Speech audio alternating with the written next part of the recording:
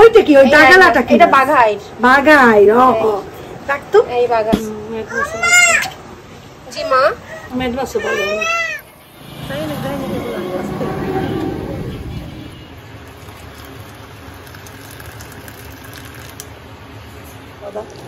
কিছু চিংড়ি মাছ দিছি ভিতরে ভিতরে আছে লুকাইয়া। কেমন আছে জিজ্ঞাসা করো না। চল চল চল চল দোকানটা দেখাই। কি জানি বলে সিলিং দেবে, সিলিং দেবে, প্লাস্টার অন্যরকম করে ফেলে দেবে। বাথরুম করবে, ওই কর্নার একটা বাথরুম থাকবে ওই জায়গাটায়। আসসালামু আলাইকুম, কেমন আছেন সবাই? আশা করছি ভালো আছেন। তো ব্লগটা শুরু করলাম ঠিক মাগরিবের আগের থেকে। এখন মাগরিব হতে আধা ঘন্টা বাকি আছে। আমি যাচ্ছি হচ্ছে আসিফের আব্বুর কাছে, ওইখান থেকে যাবো তানসিদের বাসায় বাকির জামা যেটা আছে ওইটা নিয়ে আসতে।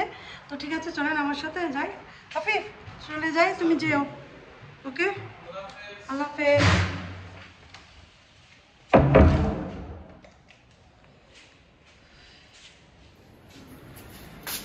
নিচে গেছিল লিফট কেন জানি, একবার ঢুকছিলাম ভিতরে, পরে এবার ইয়া নিয়ে আসতে গেছি। এই জামাটা বানানো হয়েছে, পরলাম, কেমন লাগে কমেন্টে জানাবা। হাতা কিন্তু একদম এই পর্যন্ত, হ্যাঁ এই আর কি। হিজাব মিলে না, কি করবো একটা পরে নিছি এই আর কি। কিছু হিজাব কিনতে হবে। কেমন লাগছে কমেন্ট করে জানাবে ড্রেসটা। হ্যাঁ তুমি কি হ্যাঁ হয়ে যাবে, এমন লাগতেছে তো রিক্সা হলেই হবে।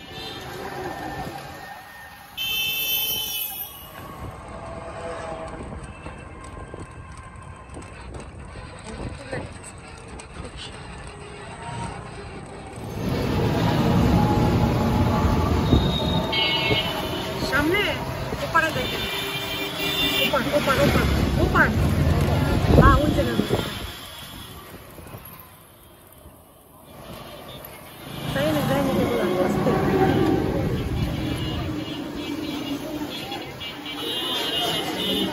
ভাই কোথা যান, কোথায় জানান।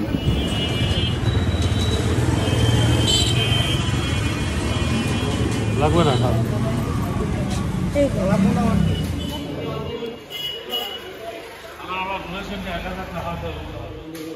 কোনগুলো ওই যে পরে, হ্যাঁ বুঝছি বুঝছি, যাই হোক হয়ে গেছে তো।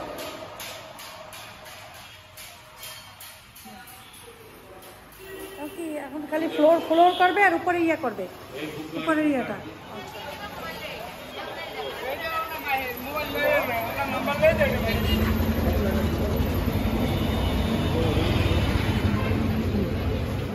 চিংড়ি মাছ তো বাজারে ওঠে না,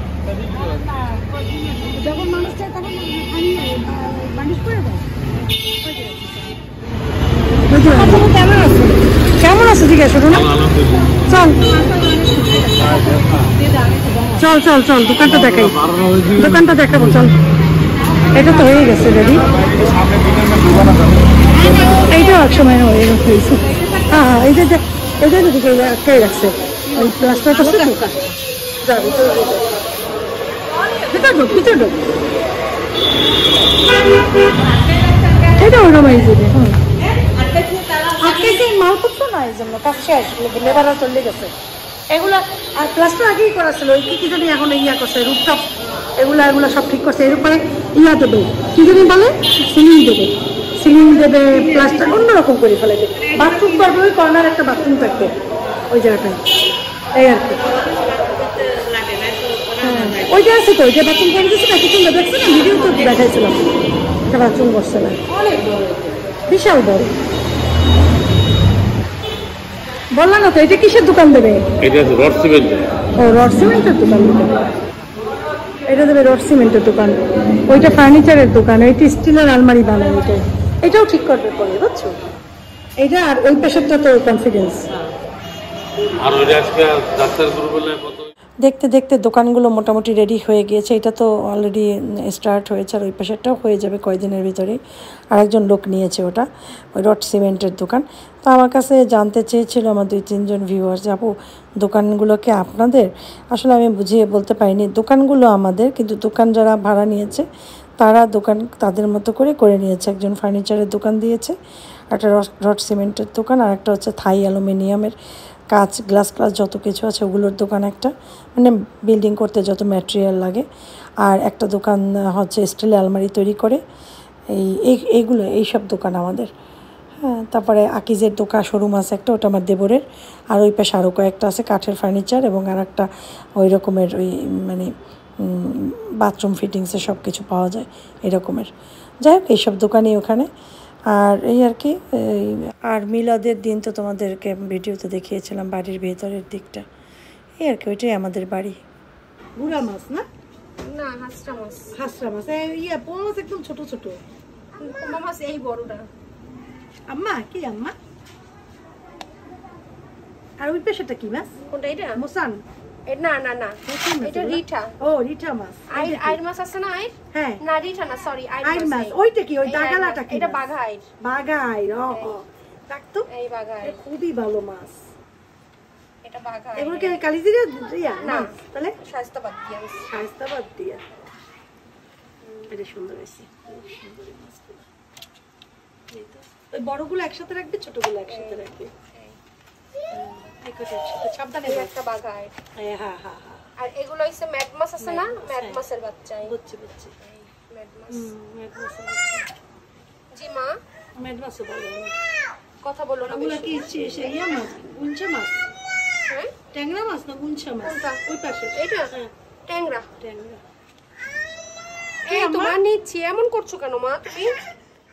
আসার সময় আমার ভাগ্নিকে পাশেই নামিয়ে দিয়েছি, ওইটুকু হেঁটে বাসা চলে যাবে। আর এখানে আসিফের আব্বুকে দেখতে এসেছি, সে যাবে কি না, তার পায়ে প্রচুর ব্যথা, যদি যায় তাহলে নিয়ে বাসায় রওনা দিব। তো এর মধ্যে আসিফের আব্বুকেও নিয়ে নিলাম। মনে হয় আর একটু লম্বা হইলে ভালো হয়েছে, সন্তান না বইলে। ঠিক আছে, ঠিক আছে, যাও, ঠিক আছে। এই যে একটা জামা নিয়ে আসছি এটার মধ্যে, এই আর কি। আসলে আব্বুরেও নিয়ে আসলাম সাথে করে। তারপর আসার সময় একটু বেকারি দিয়ে ব্রেড আর ওদের জন্য একটু নাস্তা আনছি, পেটিস নিয়ে আসছি আজকে। এই এখন বাসা দিয়ে রান্না করব, বাসা দিয়ে রান্না করব, একটু আলু ভর্তা করবো।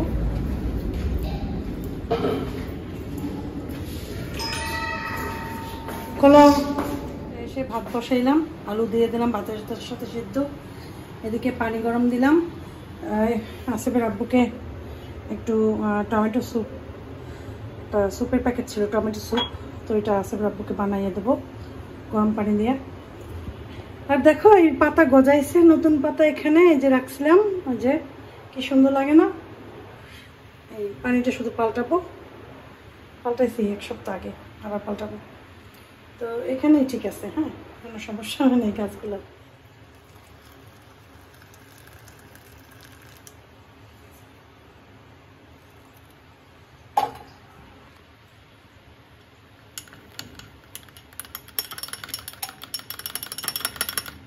চায়ের মতো দেখে না কালারটা, এরকম করলে পর এই মজা লাগে খেতে।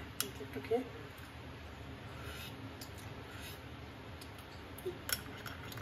মজা আছে।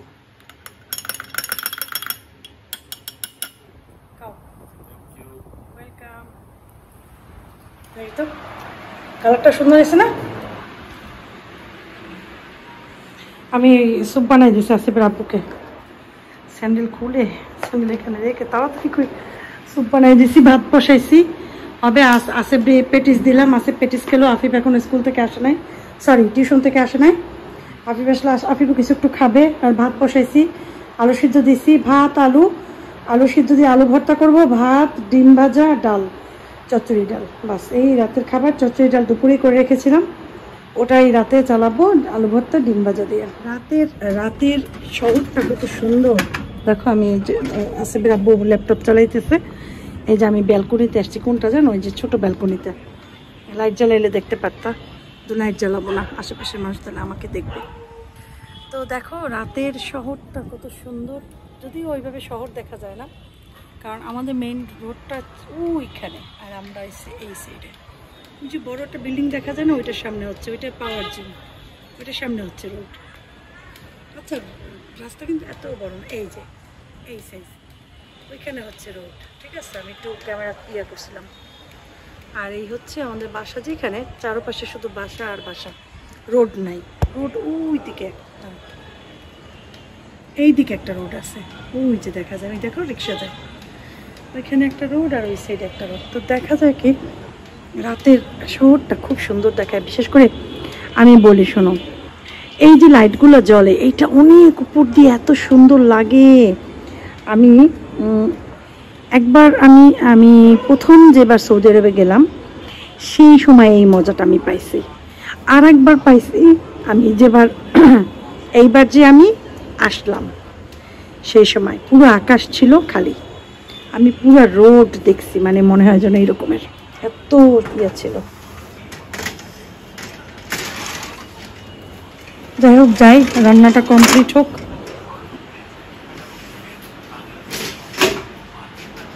আসসালামু আলাইকুম, কেমন আছেন সবাই? আসলে বাবুর পায়ে খুব ব্যথা, প্যারাসিটামল খাইছে।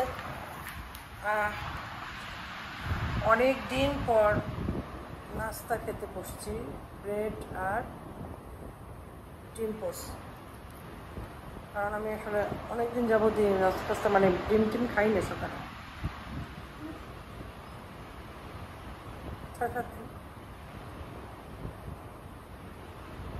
6-7 দিনও না, 10 দিন তো হবেই।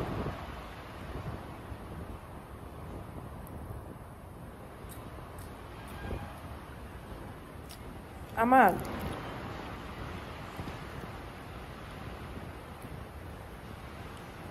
আজকে ক্ষুধা লাগে নাই, তারপর আমি খেতে নিয়েছি। কারণ হচ্ছে সকালে একটা ডিম খাওয়া মাস্ট উচিত প্রত্যেকটা মানুষের।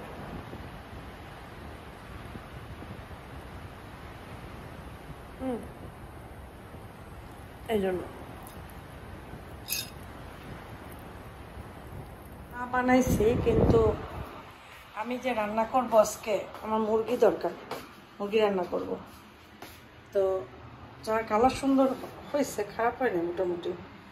এটা হয়েছে চাপাতির জন্য না দুধের জন্য না, এমনি বুঝতে পারছি। আচ্ছা এখানে রাখি, আমি আর আসেফ দুজন্য চা বানাইছি। দুপুর থেকে আমি কোনো ভিডিও করতে পারিনি।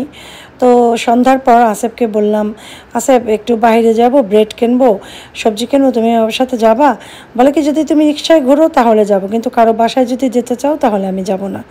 তো আমি বললাম ঠিক আছে, আমি তোমাকে একটু রিক্সায় ঘোরাবো, তারপর আমরা বাজার করে চলে আসবো। রিক্সায় ঘোরানো মানে আমি এই জায়গাটায় চলে আসি, কারণ এই রোডটা এত সুন্দর যা বলার মতো না।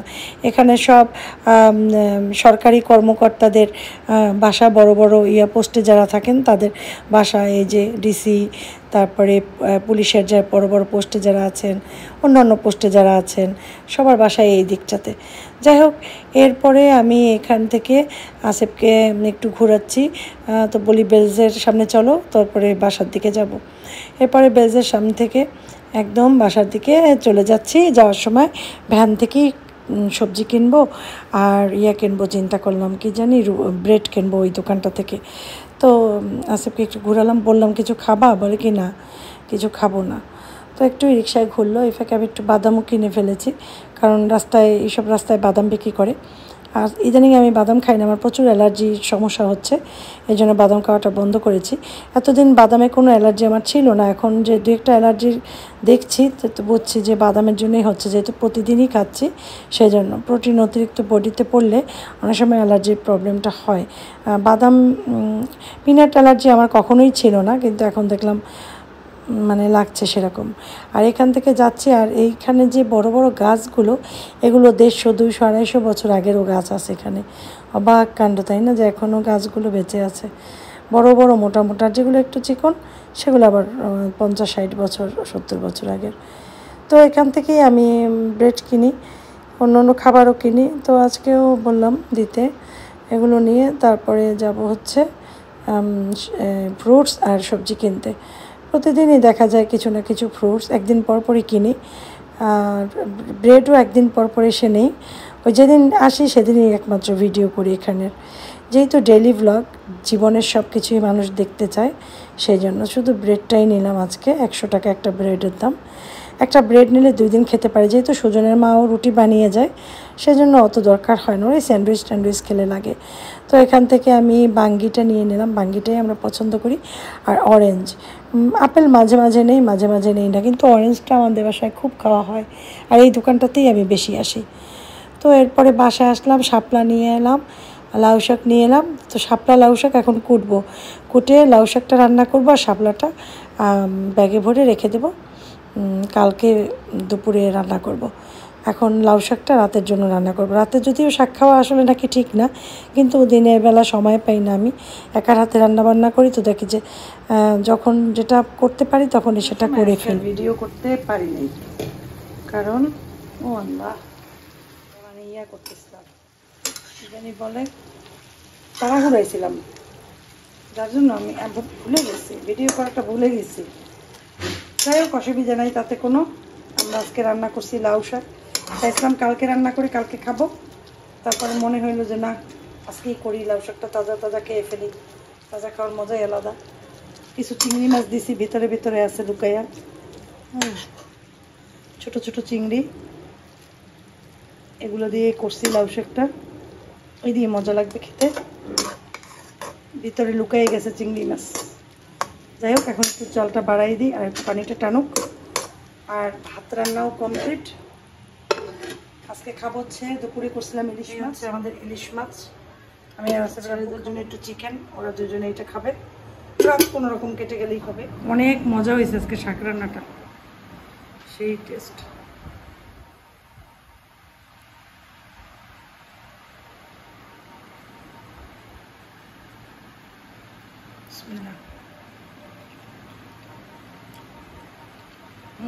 এত টেস্ট, শাকটা না অনেক তাজা ছিল, তাজা মানে পাতাগুলো এত সুন্দর ছিল। সেদিনকে যে শাকটা ছিল ওইটা ভালো ছিল, মনে হয় সিজনের শাকগুলো বেশি মজা হয়।